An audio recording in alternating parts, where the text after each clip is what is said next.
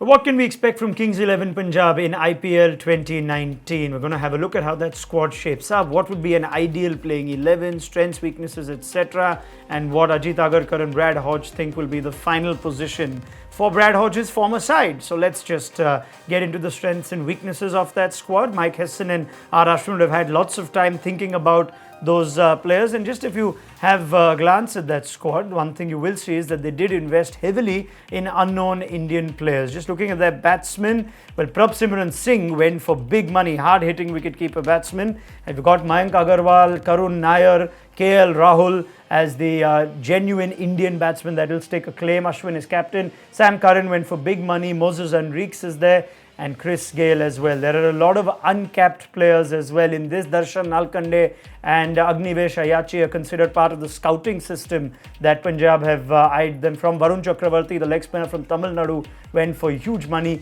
You'd think M. Ashwin would be second to Mujibur Rahman as the premier spinner. And you've got Andrew Ty and Hardus Villion. Of course, bowls a heavy ball. Mohammad Shami, a renewed Mohammad Shami, is also part of this team. Let's go to Ajit Agarkar first and just think about this team. Does that look like one of the better teams, or a team which we'll know in about a week's time whether some of those investments were good Yeah, ones? I mean, top order looks in good shape with Rahul, Mayank and Chris Gayle. All three sort of can score quickly, and Chris Gayle surprised me with his performances in international cricket. I mean, in 2020 cricket, whether last year we felt could you bank him to play well throughout the course of the tournament with his fitness, didn't think so.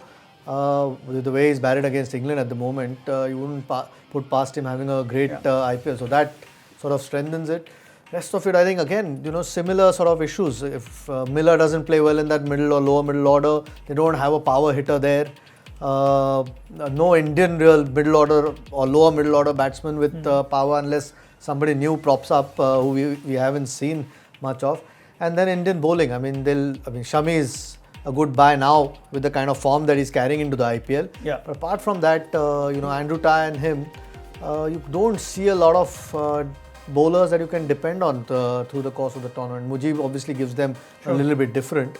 But similar problems to last year. I think, again, top order looks good, middle order and maybe the Indian bowling a little bit short. All right, man. Mohammad Shami also might be part of those players that the BCCI mandates be given some rest, so they'll have to factor that. One thing is, Hodgie, that the international players, all of them seem to be available throughout. They won't have the kind of issues that some of the other teams have. Andrew Ty and Sam Curran aren't part of the 50-over setup for their respective sides. Chris Gayle's available throughout. Thoughts on that Punjab team? Do they look better than what you would like to see?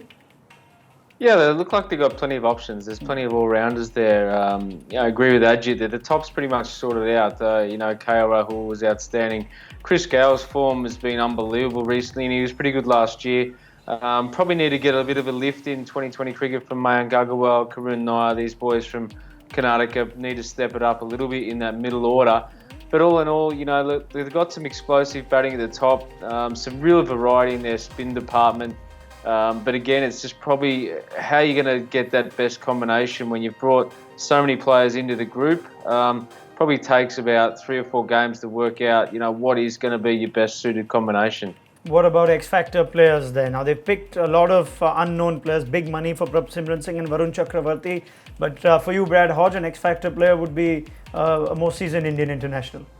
Yeah, I've picked Mohammad Shami actually, just on his recent performance. I mean, Ajit pointed out that last year there was real lack of reliability on Indian seamers, just didn't quite step up to the mark. Ankit Rajput was actually pretty good throughout the tournament, but the reliability was pretty spasmodic with good performances here and there. And I think with the experience that Mohammad Shami will bring in, he hasn't been outstanding in T20s throughout his career, but the form that he's in could well be the X factor and the banker that the Kings 11 need.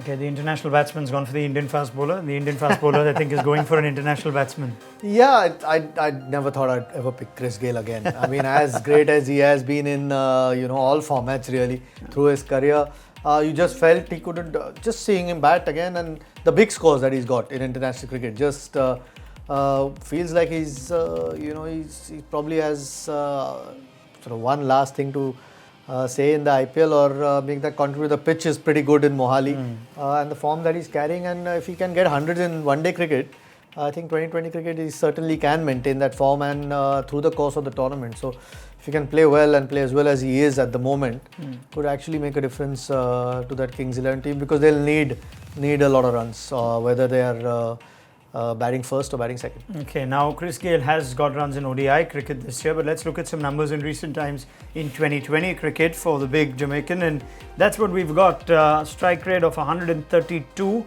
Now, he has announced international retirement from ODI cricket after this year's World Cup, which you could speculate would also mean he looks to extend his 2020 career. So there will be perhaps that little point to prove, which you have to keep proving after a certain age. And Chris Gayle, of course, loves the IPL. I think it's a two-way street, that love between the IPL and Chris Gayle.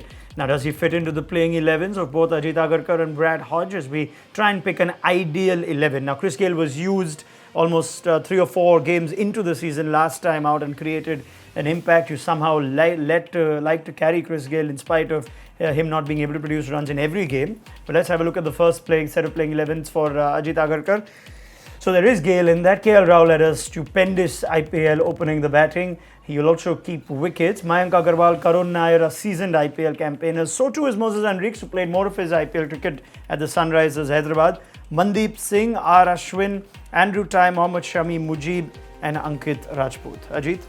Yeah, again, Henriques, purely because he can give you a few overs. I think that's the other worry.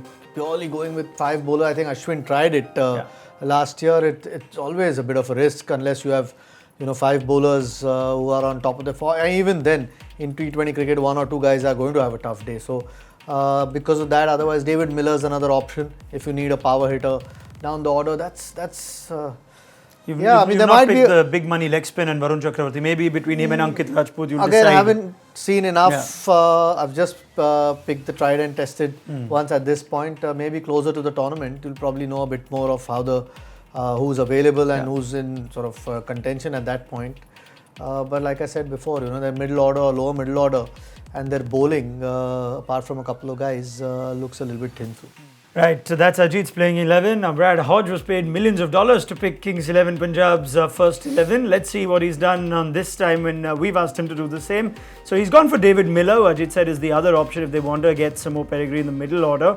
KL Rahul to partner Chris Gayle up top. Agarwal and Karun Nair you'd think would fit in. He goes for Sarfaraz Khan ahead of the other middle order batsman in Mandeep Singh. That's the option for Punjab. Andrew Ty and Mujib round off the international contingent. So again, no room for the big money Indian uncapped players in Varun Chakravarti, the leggy, or Simran Singh, the keeper batsman. Hodgie? Yeah, well, look, it's probably a similar recipe what worked for a fair bit of the time last year, but probably either Mandeep Singh or Sarfaraz Khan in that middle order. Just you look at it on paper, it just sort of lacks a little bit of power at that back end, and if Ashwin bats too high, then you're in a bit of trouble. So you might find another all-rounder in there somewhere, but all in all, the spin department has to stand up, and the bowling department has to stand up as well. So that's what I've gone with. All right, let's get final predictions. Where do you think the team will finish? Hodgie, you could go first.